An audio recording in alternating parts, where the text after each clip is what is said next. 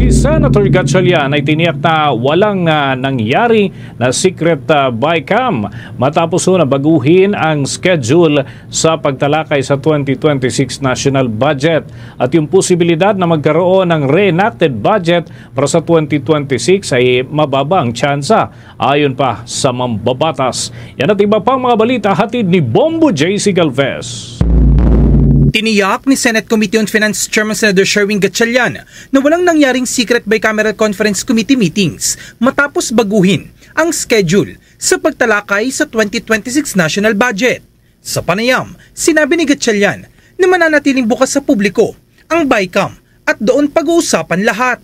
Naurong kasi ang bicameral meeting sa pagitan ng Senado at Kamara bukas, Disyembre 13, para bigyan anya ng pagkakataon ang technical staff ng dalawang kapulungan na buuin ang detalye ng matrix at mapagkasunduan ang mga magkakasalungat na probisyon at halaga, lalo't mas detalyado ang budget documents at may technical na description sa bawat proyekto.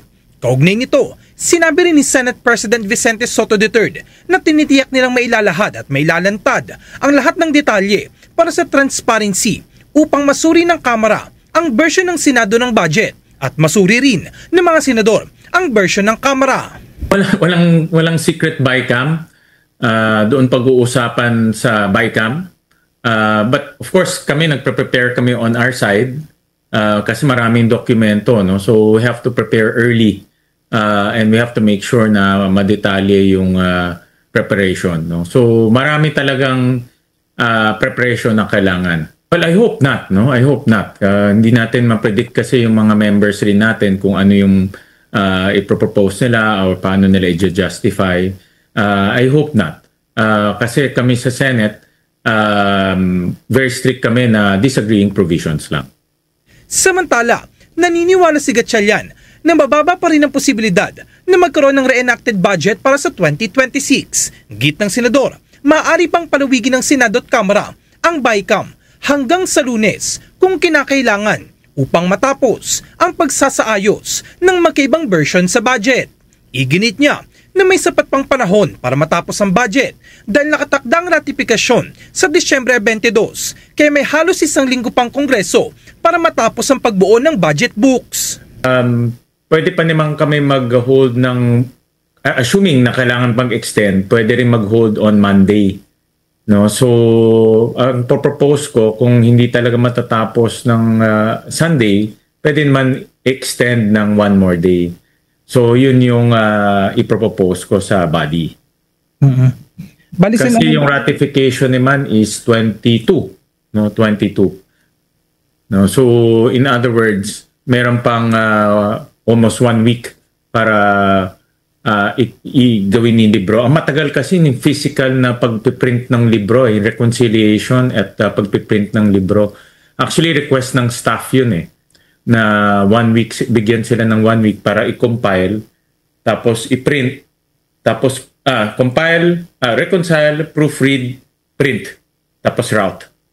Nang tanungin kung merong sapat na safeguards para matiyak na may papasa sa tamang oras ang 2026 budget, sinabi ni Gatchalian na ang mga dagdag na araw ay bunga ng mas pinaigting na transparency sa proseso. Binigyan din niyang nagdagdag ng halos isang linggong technical working group na dati wala sa proseso. Gayon din ang period of amendments at pagpiprint ng dokumento na umabot din ng 1 hanggang 2 araw. Move to make it transparent. Hindi na account yung mga additional days for improved transparency, which I think it's worth it. Nagdagdag tayo ng araw, nagdagdag ng proseso, pero mas transparent. I'll give you a very concrete example. Yung technical working group, 1 linggo rin yun. Dati kasi walang technical working group no? So halos kumain yun ng 1 week, almost 1 week. Tapos yung sa floor na period of amendments, yun another 1 or 2 days yun, including yung compilation ng mga documents. Yung pagpiprint ng mga dokumento, that's another few days, no? 1 or 2 days. So may mga ganito na maliliit na additional days Pero siyempre dahil time-bound yung budget, natutulak yung araw. Pero I think it's worth it dahil improved transparency.